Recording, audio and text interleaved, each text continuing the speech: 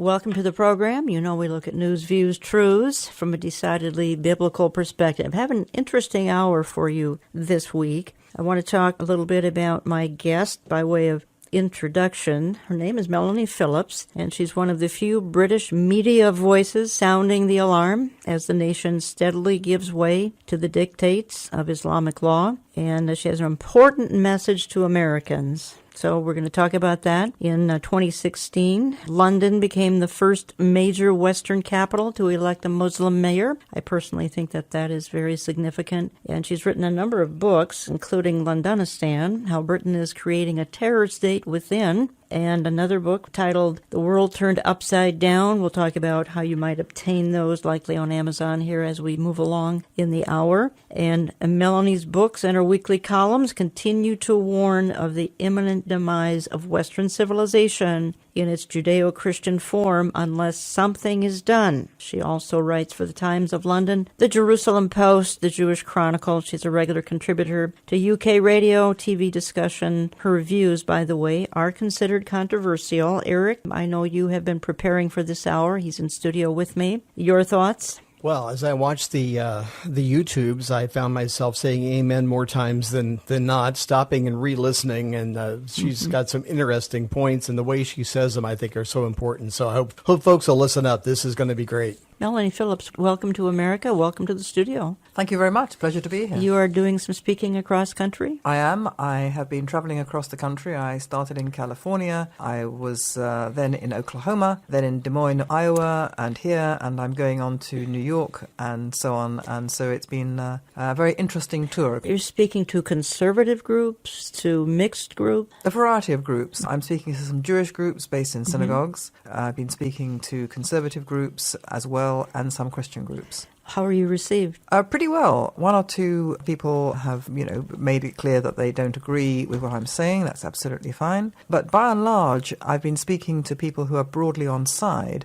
I used to worry that was like preaching to the converted, and that it used to worry me that the people who don't agree with me don't turn up. But they don't turn up because they will not engage with the arguments. They prefer just to demonize the people who oppose them. But I came to realize some time ago that actually preaching to the choir was not something that was to be sneezed at, because the choir is very beleaguered, the choir is very besieged, and the choir is in danger of forgetting or even not knowing the lines of the song that they should be singing. So I've come to realize that I do play a role. I can play a useful role in telling them stuff that maybe they don't know, or they've forgotten, or they're too frightened to hear, and basically giving them a kind of encouragement just by the fact that I'm speaking up in public as far as I can. It makes them feel they're not alone, and I believe that's a useful thing that I can do. Well, I remember when your book, Londonistan, came out, and that's a few years ago. It's over a decade ago that it came out. I remember it very well. And when it came out, there was no Arab Spring. Hadn't happened yet. There was no war in Syria. Hadn't happened yet. The mass migration to Europe,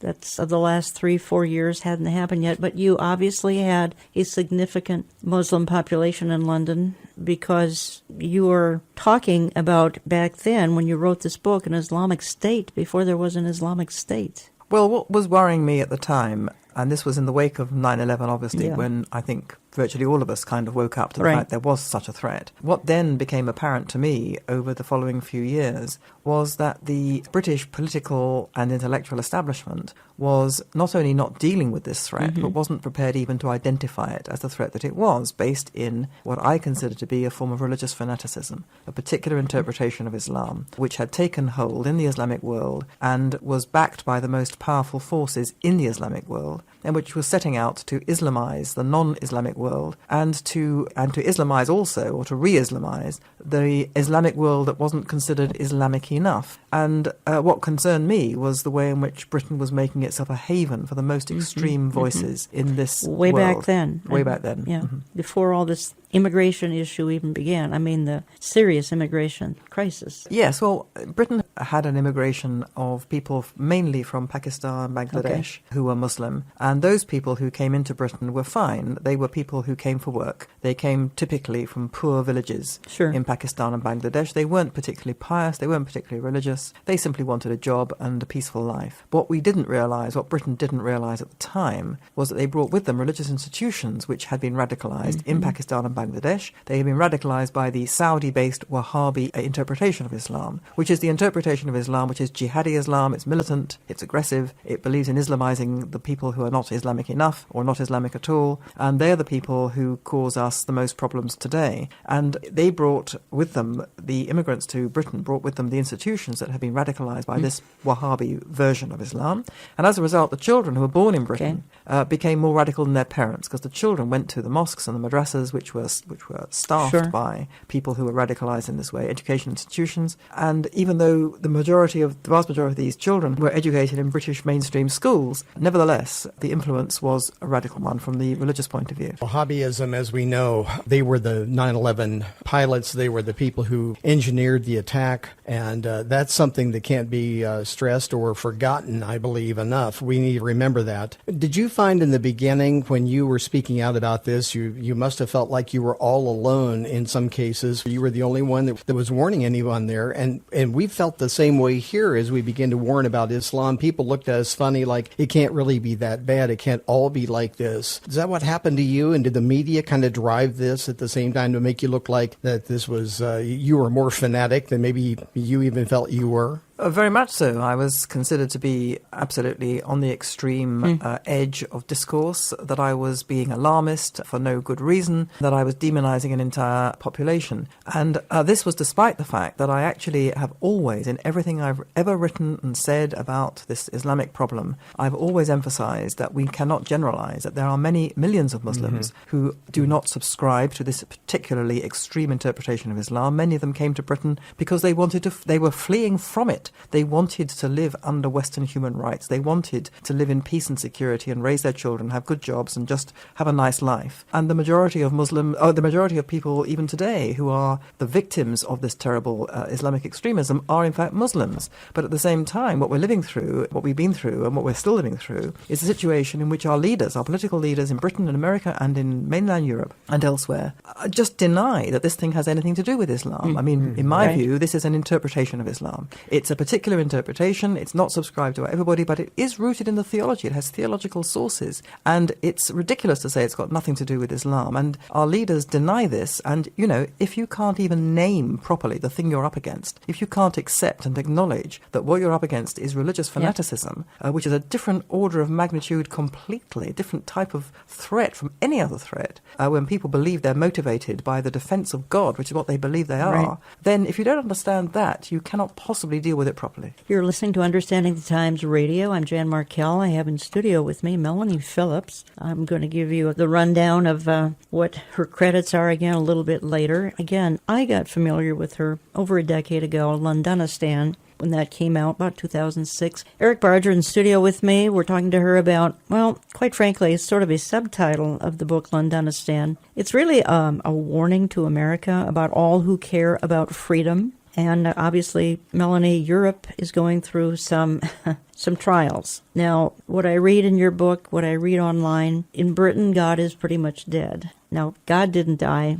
but Great Britain and other parts of Europe have thrown him out. And they've replaced him with superstition, replaced him with government, replaced him with multiculturalism, replaced him with diversity. And I even read where some are, instead of God, they're turning to witchcraft, they're turning to psychic activity, they're turning to astrology. In other words, anything but God. Churches are being turned into mosques. I mean, this is a serious warning to the Western world, to our part of the world, United States and Canada. Serious warning.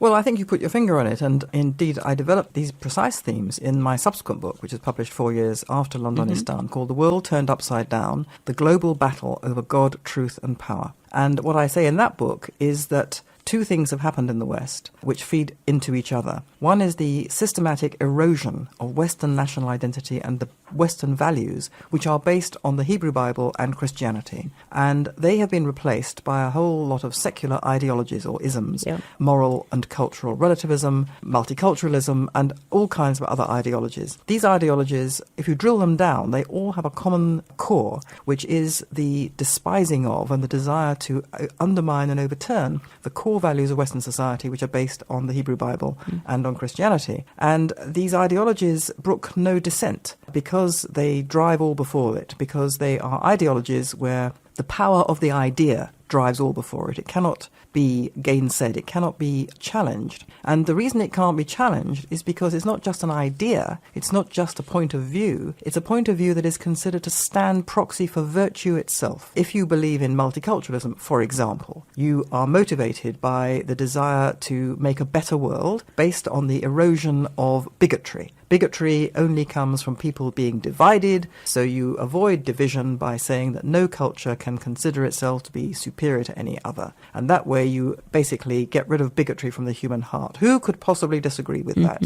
Well, I would disagree with that because I personally think the West's values, based on biblical morality, are better than anyone else's values. But if I say that under the doctrine of multiculturalism, I'm a bigot and a racist and a phobe and all the rest of it. So these ideologies can't be gainsaid. You cannot argue against them. And as a result, not only are they destructive of the basis of our Western society in and of themselves, but they bring about inexorably a situation where they stamp out dissent. They are innately totalitarian. They cannot brook any dissent. So if people dissent from these ideologies, they can't be permitted to have an alternative point of view. They have to be basically run out of the public square altogether. So in order to do that, anybody who stands up against moral relativism or multiculturalism or whatever it is, they have labels put round their neck. Phobe, bigot, xenophobe, racist, white supremacist, fascist, Nazi, all of those labels. Those labels act as a kind of warning to everybody else. Don't go there. Don't listen to this person because this person is a really bad person, and if, heaven forbid, this person's view should ever gain traction, then the world will become a terrible place. You can learn a lot more, folks, at Melanie's website, MelaniePhillips.com, MelaniePhillips.com. Again, she writes for the Times of London, the Jerusalem Post, the Jewish Chronicle. She lives in the UK, Great Britain. And Melanie, the thing I'm observing from a distance, obviously, is Europe kind of committing suicide. And I do want to ask you about Emmanuel Macron a little bit later. But I want to play a short soundbite and get your take on it, because the soundbite talks about, and we're still dealing with this Islam situation, with the demographics involved with Islam. We don't have to do much of anything, and within 30 years, Europe could be completely Islamicized. I want to play this quick soundbite and then get your response, please. According to research, in order for a culture to maintain itself for more than 25 years, there must be a fertility rate of 2.11 children per family. With anything less, the culture will decline. Historically, no culture has ever reversed a 1.9 fertility rate. A rate of 1.3, impossible to reverse, because it would take 80 to 100 years to correct itself, and there is no economic model that can sustain a culture during that time. In other words, if two sets of parents each have one child, there are half as many children as parents. If those children have one child, then there are 1/4 as many grandchildren as grandparents. If only 1 million babies are born in 2006, it's hard to have 2 million adults enter the workforce in 2026. As the population shrinks, so does the culture. As of 2007, the fertility rate in France was 1.8, England 1.6, Greece 1.3, Germany 1.3, Italy 1.2, Spain 1.1. Across the entire European Union of 31 countries, the fertility is a mere 1.38. Historical research tells us these numbers are impossible to reverse. In a matter of years, Europe as we know it will cease to exist. Yet the population of Europe is not declining. Why? Immigration. Islamic immigration. Of all population growth in Europe since 1990, 90% has been Islamic immigration. France, 1.8 children per family. Muslims, 8.1. In southern France, traditionally one of the most populated church regions in the world, there are now more mosques than churches. 30% of children ages 20 and younger are Islamic. In the larger cities such as Nice, Marseille, and Paris, that number has grown to 45%. By 2027, 1 in 5 Frenchmen will be Muslim. In just 39 years, France will be an Islamic republic. In the last 30 years, the Muslim population of Great Britain rose from 82,000 to 2.5 million, a 30-fold increase. There are over 1,000 mosques, many of them former churches. In the Netherlands, 50% of all newborns are Muslim, and in only 15 years, half of the population of the Netherlands will be Muslim. Melanie Phillips, your comment to that? The basic facts are correct. The populations in Europe are not reaching replacement rate. So the indigenous population is effectively dying out, and Muslims are having babies in much larger number. So if nothing else changes, that prognosis is correct. But there is a factor here which I think is being overlooked, and where I think I have actually a ray of hope as a result of recent events. It's quite correct to say that if the demography is against you, if you're not replacing your own culture, then that society will die out. Demography drives culture. But culture also drives demography. And the question is why all these countries have stopped replacing themselves. And you could argue that it's to do with the role of women changing, increased selfishness, a society which is much more secular and consumerist, so it doesn't have an investment in the future in the same way. All these things are correct. But basically, I think what it amounts to is a complete loss of hope in the society itself. And that loss of hope is due to a demoralization in the West, partly because of the way in which it's been eroding its own values and culture over so many years. But that itself was caused by a demoralization. I think, and this is a big subject and I have no time to really explore it properly with you today, but I think that a tremendous marker, a tremendous watershed was the Second World War and the fascism that developed in Europe and led to the Holocaust. And I think that led to a real demoralization in every sense of the European mind, that they believed that they were no longer worthy, basically, of existing as a culture. Now, the reason I have a ray of hope is that we see a great tide of protest now developing in Britain and in Europe. In Britain voted to come out of the European Union. Right. In Europe, we see all sorts of convulsions in terms of politics. And basically, these convulsions are driven by two things, and they're related. One is the desire for the Western nation to reassert itself as a democratic, self-governing entity.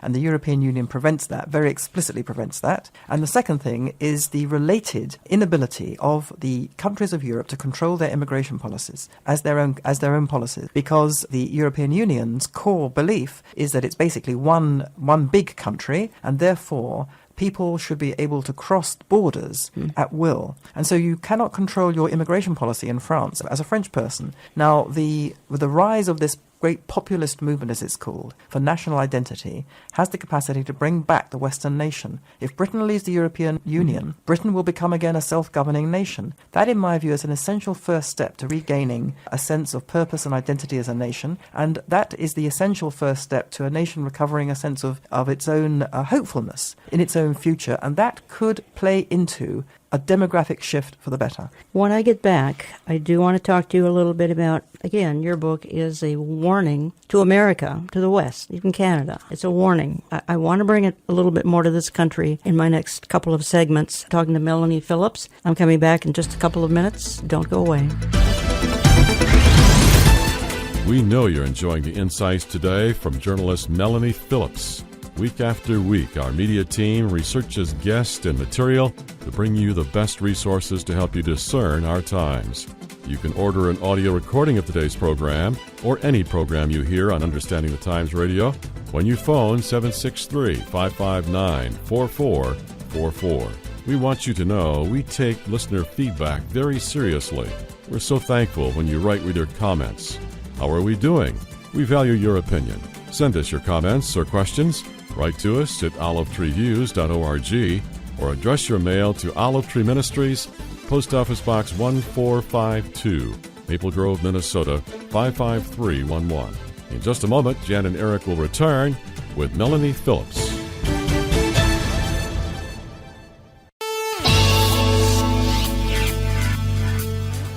We are finalizing our 21st Understanding the Times conference for October 7 at Grace Church in Eden Prairie, Minnesota, just outside of Minneapolis. Please consider joining us from 9 a.m. to 5 p.m. There is no cost or registration needed, but you need to make hotel reservations early. Meet believers from across America who take our time seriously but have a hope and expectancy many do not have. Our speakers include Amir Sarfati. Thessalonians chapter 4, he says, the dead in Christ will rise first, and then we that are alive will be caught up in the air. In other words, he was completely sure it's going to happen in his lifetime. And that's the way we should live, as if it is going to happen at any given minute. Dr. Mark Hitchcock. To me, that's a great picture of Bible prophecy for us. Knowing what's coming gives you peace of mind. And the Bible tells us that prophecy has a calming influence on our lives. Pastor J.D. Farag. That's not to be dismissive of the seriousness of what's happening in the world today. But thankfully, we have prophecy in the Bible that tells us not only what's going to happen at the time of the end, but why it's going to happen and where it's going to lead. And by the way, spoiler alert, we win. Michelle Bachman. These people don't give up. That's what we don't understand. That is everything for them, is their strategy to get to one world government. And they will do anything, including lawless actions, to get there. Visit our website for details, olivetreeviews.org. That's olivetreeviews.org. Or call us at 763-559-4444. That's 763-559-4444. Helping you stay informed on issues that could change your life.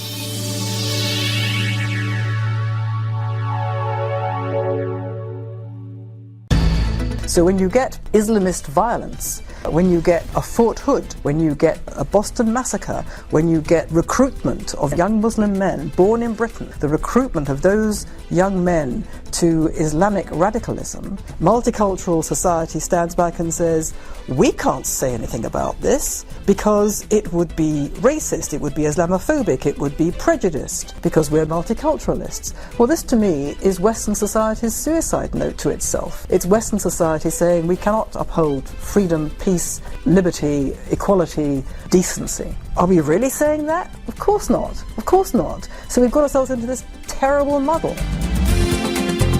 The shaping of the political environment in the United Kingdom, Europe, and the United States. That's today's topic on Understanding the Times with journalist Melanie Phillips. Once again, Jan Markell. On ISIS, nobody, if I decide to run and win, nobody would be tougher than Donald Trump. Nobody. I would hit them so hard and so fast that they wouldn't know what happened. I would find a general. Remember the old days of General MacArthur and General Patton and these great generals. Now, we must have somebody in there. But I laugh as I say, and it's laugh through tears, as you say, look, they're announcing when they're going to attack the other side. How often do you see that? In 2 weeks from now, we're sending soldiers over here, we're going to attack this. General MacArthur is spinning in his grave when he sees what we do. So you got to hit him hard, you got to hit him firm, and you can't play games. You got to go hard and fast and firm. And welcome back. You're listening to Understanding the Times Radio, and I'm happy to have you in studio Melanie Phillips, author of the book, which I was familiar with a decade ago, Londonistan, also author of the book, The World Turned Upside Down. And Melanie actually was an ardent leftist, and then she said she was mugged by reality and has become a conservative, and she's on a kind of a cross-country speaking tour, and I'm blessed and privileged to have her in the Twin Cities area. And Melanie, by the way, and as Eric knows, Minnesota is Minnesotistan. This is Little Mogadishu. We have issues here. I have a national audience, but I often refer to the fact that my home base being the Twin Cities. We've got Islamic issues here. It's kind of jihad central. I don't know if you're aware of that. I have been made more aware of it. I was a little aware of it, but I've been made much more aware of it in the last few days when I've been here. France recently had an election. They have a new president. There are some in the evangelical community who are looking at him almost as an apocalyptic figure. And I don't say that to be sensational at all. It's just he's a very intriguing figure. You said they perceive him as a centrist. He's not. He's a leftist. Where do you think he could take Europe? Obviously France. We could start with that, but where do you think? France not going to leave the EU, obviously. Well, he's called a centrist. He's not a centrist in my book. Right.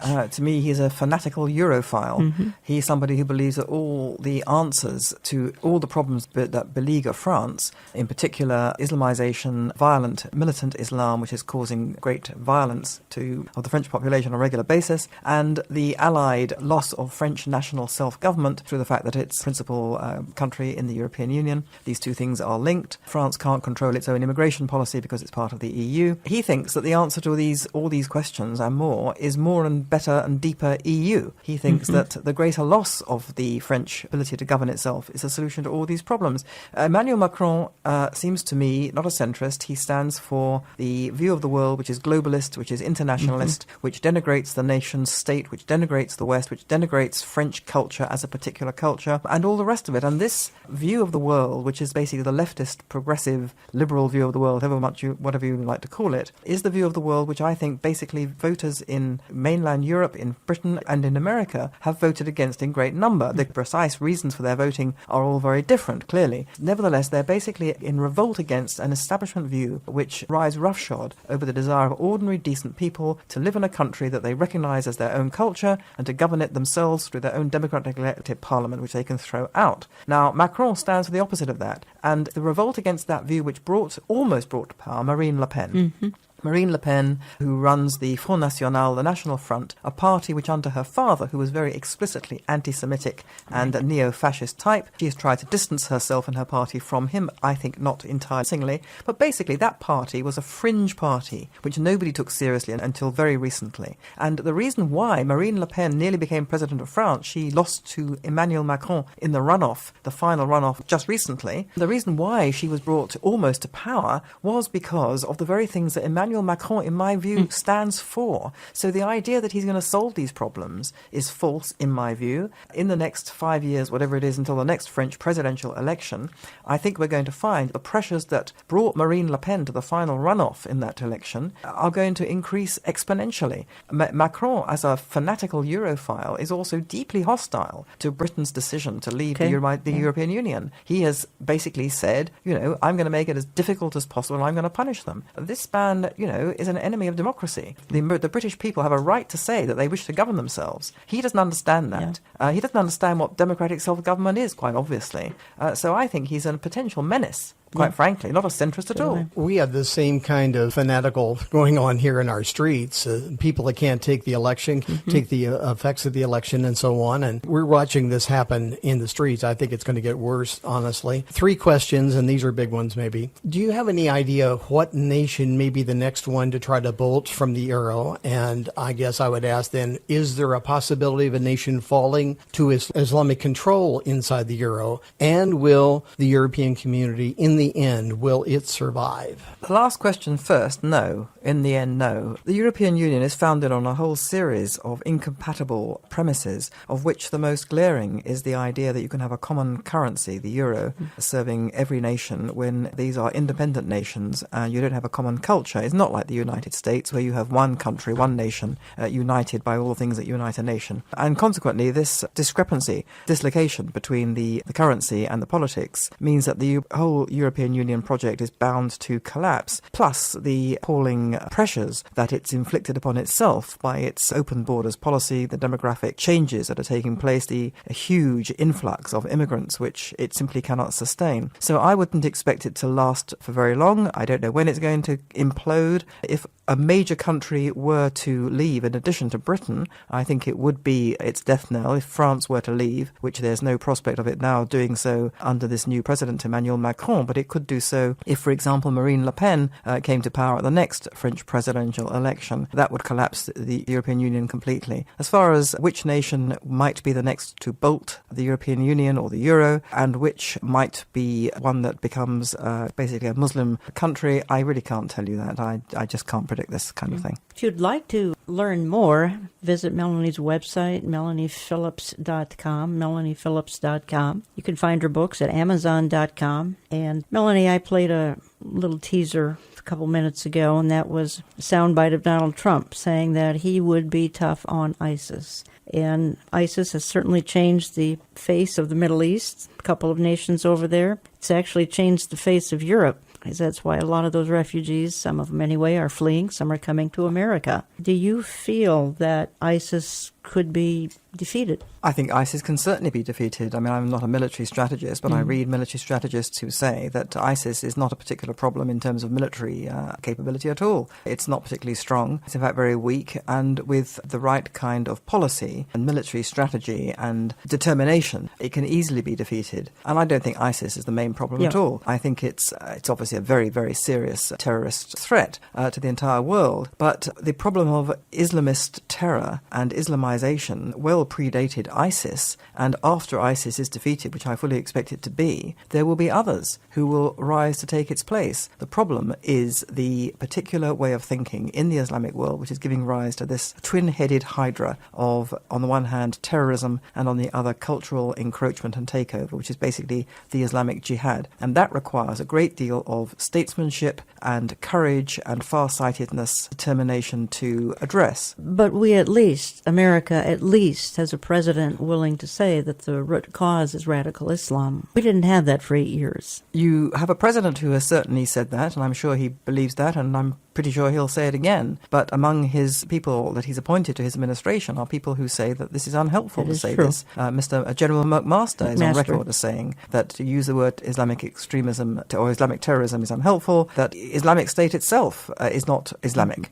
This is ridiculous. This is ludicrous. And this is part of the mindset that denies that Islamic fanatical Islam is what it is. And if you deny something, you can't defeat it. And, you know, it's a tall order to defeat this thing from inside a country. It's already made such inroads into the fabric of American society the way that it has. Indeed. As a matter of fact, let me just read something here. And I said moments ago, I live in Minnesota-stan. It's also called Little Mogadishu, as you acknowledged. You've become more aware of that since you've been in the state here. And I think this is coming to a neighborhood of a lot of listeners.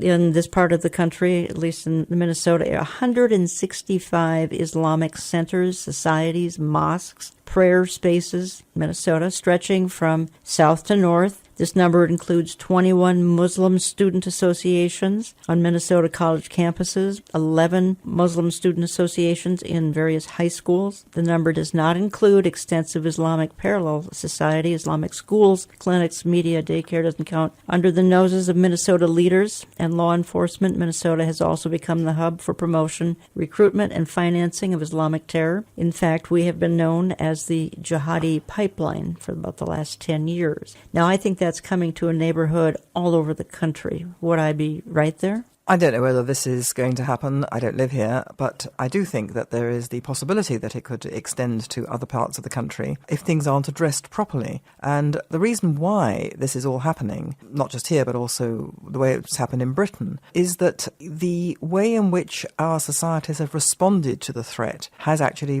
encouraged people to take advantage of the weaknesses of the society to make these cultural inroads. Now, in Britain, it took different forms from here. We have a different political system here. But here, for example, you have a highly politicized system in which you are run as a state by a governor. The governor may be at odds with the people at a lower level of the administration, who I think Minnesota are trying to deal with this problem, but are up against, a Democrat governor. So you're stuck because you can't actually do anything with a governor who actually is not on the same page. And I'm also struck by the fact that much of your law enforcement apparatus, your justice apparatus, is similarly highly politicized. And consequently, you are paralyzed by the fact that so many of your court officials, if I can put it that way, or judicial authorities, acting politically, not in the interests of the country, not in the interests of the society or the state, but in the interests of an ideology which governs their political affiliation. Now, that is a very difficult thing, obviously, to deal with. It can be only dealt with in a democratic way. But basically, it requires, the federal government, it requires the president, it requires Congress to draw some lines in the sand here. First of all, the law must be upheld. And it must be one law for all. It must be the law of the land is the law. Yeah. Without that, a liberal democratic society cannot exist as a society. You cannot have parallel laws. And that fact must be upheld. And that means, I think, that a society that, like Britain, like America, should basically say this. It should say to Muslims, look, as Muslims, you're welcome here. You're welcome to form your communities of faith. You're welcome to worship in your mosques. You're welcome to form neighborhoods where you are associated with like-minded people in your communities of faith and your culture. That's fine. But you have to do so on the same basis as everybody else. Every minority, every immigrant, everyone knows that they are in this country on the same basis as each other, which is that we all observe one law for all. And consequently, we cannot have a parallel jurisdiction. Now, the problem with Sharia law, Islamic religious law, is that unlike any other community of faith, this is a religious doctrine which requires a set of religious laws to be imposed which do not recognize any superior secular authority. And therefore, Sharia law in and of itself is incompatible with a democratic Western society. So you're welcome here, but you cannot have Sharia law, because that fundamentally goes against the basic principle of this society. If you're here, you have to be here on the same basis as everybody else. There can be no discrimination against you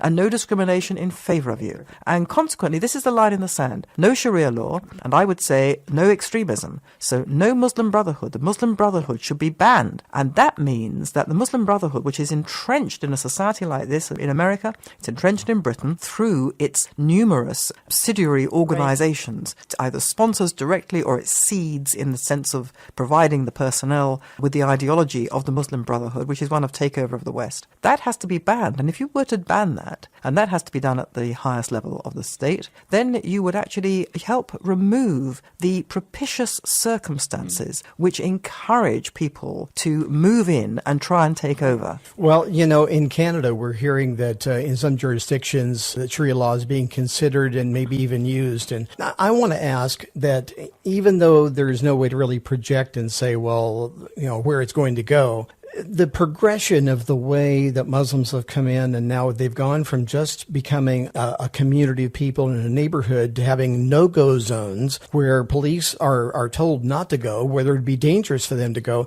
I think we see the same progression happening here that has happened in Great Britain by what I've read. And if you confirm that, that'd be great. Well, it's not true that we have no-go zones like that in Britain. But, there is no place in Britain, as far as I know, where the police will not go. But the development of these threatening neighborhoods and the development of a kind of separate culture within a culture is the fault of the host community, which has allowed this to happen, because it's too frightened to draw lines in the sand, because it tells itself, because we're the West and we believe that, people of faith should be tolerated and they should be able to have the freedom to practice their faith, and that's absolutely correct. Muslims should be able to practice their faith insofar as the faith is a private matter. But the problem is that the radical interpretation of Islam means that it's not a private matter, it becomes a public matter. It means that it is interpreted in a way which basically collides headfirst with the basic premises of a democratic society. And that's where a democratic society is entitled to say, as I said before, you're welcome here to practice your faith, but on the same basis as every other minority. You cannot have special treatment. And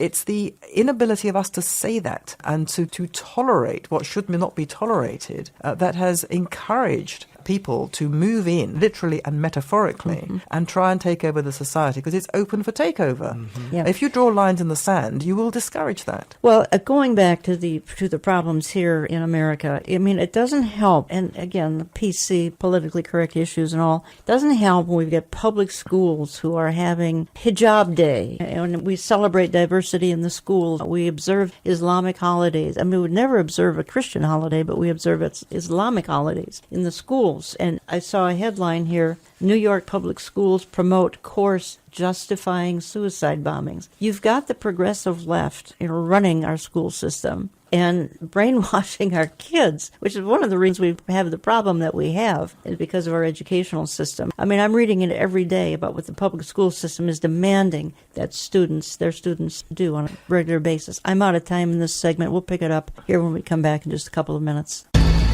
Understanding the Times Radio is a listener-underwritten broadcast ministry. That means the only way we can remain on the air is through your generous financial gifts. During the summer months, we usually find our support dropping somewhat. We need more listeners to help sustain us through June, July, and August. Please consider becoming a part of our growing support family. Many see this ministry as a critical resource, contributing to their spiritual awareness. If that describes you, We invite you to mail your tax-deductible gifts to Olive Tree Ministries, Post Office Box 1452, Maple Grove, Minnesota 55311. You can also give by phone at 763-559-4444 or securely online at olivetreeviews.org. Please stay with us.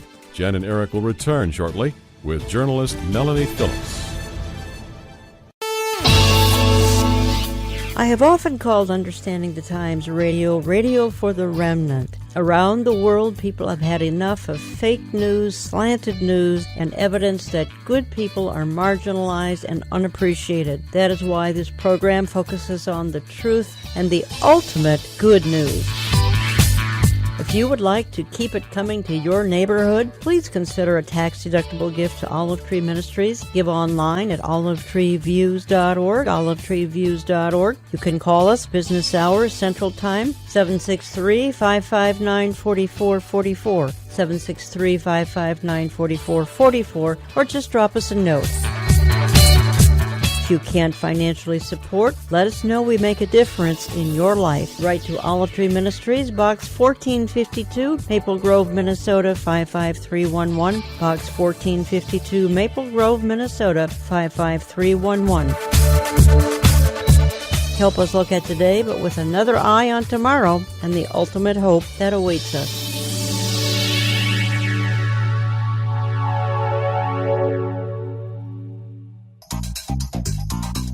Folks, this ministry has written a little end time study guide. Are we living in the last days? For your neighborhood group in your church interested in these topics, you can cover it in 12 weeks. It's got built-in questions in the study guide. Check it out in my store, olivetreeviews.org. It's in all of my newsletters, print and e-newsletters, or give my office a call. It's $9 for one copy. You can get 10 copies for $60. And those who have an interest in this topic, you can just have a 12-week study, and it's not detailed, it's not complicated.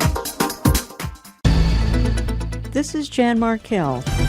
Silence on the uncomfortable themes facing our world is not defending the truth. The inconvenient truth must be told if we are to understand our times. Thank you for being with us each week here on this radio station. Now, let's wrap up today's discussion with Melanie Phillips as Understanding the Times continues. Here again, Jan Markell.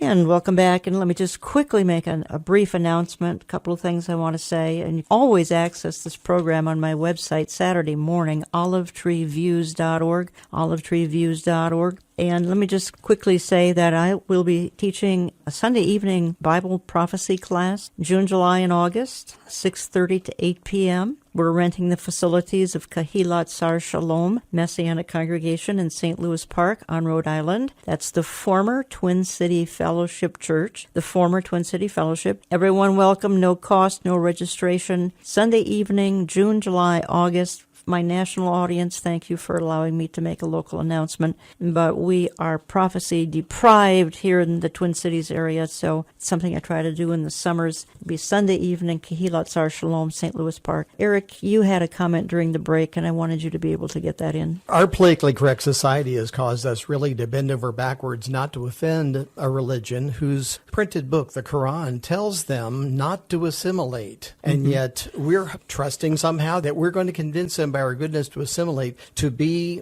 a Quranic Muslim. You can't assimilate. And that to me has been one of the craziest things along the way, where you have judges trying to, reform terrorists and all those kind of things. This is not part of the thinking of Islam, I'm afraid to say. So pleased to have in studio Melanie Phillips, again, author of the books Londonistan and The World Turned Upside Down. I believe you have another one called Guardian Angel. You'd have to find them on Amazon.com. Don't call here. We don't have them. Amazon.com. Learn more at MelaniePhillips.com. I gave a tease a few minutes ago, Melanie, about wanting to talk to you about Donald Trump, about Israel. We have all new Israel-U.S. relations. We have a president, in spite of some of his shortcomings, who has a heart for Israel, and I think you would agree to that. Very much so. I think he has a genuine affection for Israel, a genuine desire to protect it. He is certainly a welcome change from what's been the case in the last 8 years under President Obama, who I believe had an animosity, deep animosity against Israel. Israel and endangered it. And we see that President Trump has already done some things which help Israel. He has indicated to Iran that he is not happy with the Iran deal, which I think endangers the entire world. Quite how he will deal with this problem of the terrible Iran deal remains to be seen, but at least he has laid it down that he is unhappy with that state of affairs and he wishes to rein back the increasing power of Iran. He has also put a wonderful person into the United Nations, Ambassador Nikki Haley, who for the first time in my lifetime is somebody who is standing up in the United Nations and telling them that their irrational and really quite deranged animosity towards the state of Israel is completely unacceptable. Again, we have to see the United States putting its money where its mouth is. I would like to see it withdrawing money from the United Nations as a result of its ridiculous and dangerous attitude towards Israel. But that's a tremendous advance. Now, in terms of Israel and the Palestinians, there's a lot of confusion and concern among certain people in Israel itself and among people who support Israel that President Trump has been too friendly to the Palestinians, given that the Palestinians, in my view and in the view of many, have a non-negotiable agenda, one of basically wishing to destroy the state of Israel as a Jewish homeland. So why is President Trump making nice with them? Well, we don't yet know. It's possible that he is going down the same peace process rabbit hole that has entrapped successive administrations, but it's also possible that he's giving the Palestinians rope with which to hang their own cause. He invited Mahmoud Abbas to the White House. It was all very friendly and very loving and very nice, but he set the Palestinians a high bar for them, a very high bar for them, which is basically they've got to stop teaching their children to hate and to murder Jews. They've got to stop paying the terrorists' families salaries for blowing up and murdering Jews. And this is a high bar for them because basically he's saying, we expect you to be a civilized people. We expect you to actually want to live alongside the state of Israel and not destroy it. Can you show us that is the case? And so far the Palestinians have said, you must be kidding. You mad? We're not going to do this. So now the question will be, given that Mr. Trump, the President Trump, by his own lights, wishes to preside over a deal. He wishes to bring about the deal of deals and bring about peace between Israel and the Arabs. Okay, is he going to understand that on this particular issue, there can be no deal? You can make no deal with the unspeakable agenda. You cannot negotiate with the non-negotiable. If you try and make a deal with an agenda which is unconscionable, then you end up being the handmaid to evil. And I don't think he's going to do that. So the question is, what's he going to do when it becomes quite clear the Palestinians are not going to meet his requirements? What's he going to do? I think I know what he should do. I don't know what he's going to do. Tell us what he should do. What he should do is say, you know what? I'm the deal maker. And as the deal maker, I know what makes a deal. And I have said in The Art of the Deal that sometimes a deal is not possible. And I'm telling you, as the deal maker in chief of the world, this is an issue where a deal isn't possible for this reason, that you cannot make a deal with people whose basic premise, whose basic proposition is one that no civilized person should accept at all, and that is the destruction of the state of Israel. And so, therefore, given that you, the Palestinians, are still set on this appalling aim, there will be no deal from me, no negotiation at all. You will get nothing from America. You will get no money. You will get no diplomatic recognition. We will no longer regard you as statesmen in waiting. You are not. You are terrorist supporters and people who wish to exterminate another people. As such, you'll be treated as political and diplomatic pariahs. When and if you change that agenda, we're open for discussion, for a deal, for a negotiation. But insofar as you have an agenda which no civilized person can tolerate, then you are out of here. That's what he should be saying. He should be changing the entire narrative. Until now, well-meaning administrations have said this is a fight over land, over the division of land between two peoples with a claim to the same piece of land. Not true. Not true. For 100 years, this has been a fight which has been caused by the desire of the Arab side to exterminate the Jewish homeland, and furthermore, what they're always trying to do is to rob the Jewish people of its own history, to pretend that the Jewish people, who are the only people for whom the land of Israel was ever their national kingdom in history, that they are pretending that that isn't the case and that the Palestinians were there first. Historical illiteracy of a high order. Unfortunately, many in the West who are ignorant of Judaism, of the Bible, they're ignorant of history, they're ignorant of the Middle East, they have bought into this in large measure and they believe it. So it needs the President of the United States wants to reshape the entire narrative of the Middle East, to start educating the world in what is actually going on in the Middle East, and to start standing up for truth, for history, and for doing the right thing, for justice, against the lies and the falsehoods and the extermination agenda that has held sway for all these decades. Yes. If you could have a private meeting with President Donald Trump, I suspect you would say some of the things you've just said. I would certainly say it to him, and I would relish the chance, if I ever had the opportunity, to sit down and say, Mr. President, I believe your instincts in this are entirely good, but people around you, even Jewish counselors that you have, the Jewish advisors you have, they may not have told you this in the terms that you need to hear it, and I will. And you have stated that you were mugged by reality. You were a liberal. You became much more conservative. You address Jewish groups all the time. And how do they receive some of what you're saying, which may not be in keeping with the traditional Jewish, more liberal opinion? Well, there's tremendous pushback against the views that I have in the Jewish world, particularly in America, where 75% of the identifying Jewish community votes Democrat. And that's a whole different story. That's another story quite why they are wedded to this, but they're basically wedded to it, I think, because they have secularized Jewish religious ethics and have departed, therefore. Do they even care about Israel? The number who care is diminishing as their attachment to the religious ethics of Judaism is becoming more attenuated. So in direct proportion to that, their attachment to the State of Israel is becoming weaker, and their children are being turned by the prevailing liberal progressive zeitgeist that they get from the media, in particular from the universities. Their children are being turned hostile. So this is a very difficult situation. It's happening in Britain, but not in the same way, not to the same degree. As a culture loses its way morally and forgets the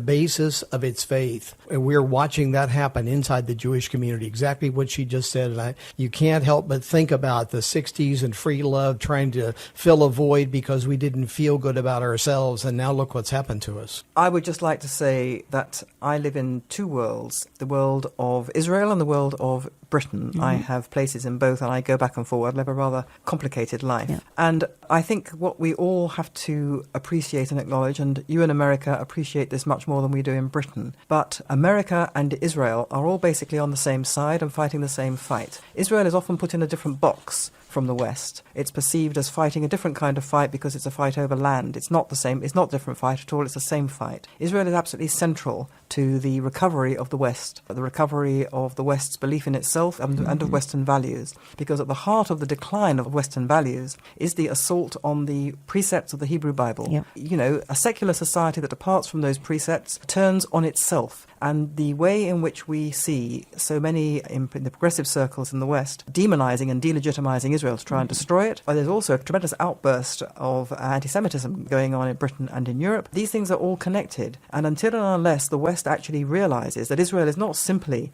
crucial in a military and intelligence way for the defense of the West, being forward arm, as it were, the forward salient of the West in the Middle East, and absolutely crucial militarily to the West from that point of view. But Israel also represents and embodies in itself the core values that the West needs for itself to survive. And so we're all in this together. MelaniePhillips.com. Get a lot more information there. The two books I would recommend, Londonistan, The World Turned Upside Down. Find them at Amazon.com. Not here, Amazon.com. Londonistan, The World Turned Upside Down. Those are two distinct books. And let me just thank you for stopping by the studio. I know you've got a travel schedule, and I'm honored to have you here. Appreciate so much what you do, what you stand for, and what you write particularly. It's entirely my pleasure. Thank you so much for having me. You know, the Bible calls the last days perilous times. The passage in 2 Timothy 3 says that these days would grow more and more godless. We see secular humanism, atheism rising around the world. Freedom is being replaced with socialism and totalitarianism. While we have time, please share the good news of the gospel of Jesus Christ, while we are still able to do so. I want to thank you for listening. We'll talk to you next week.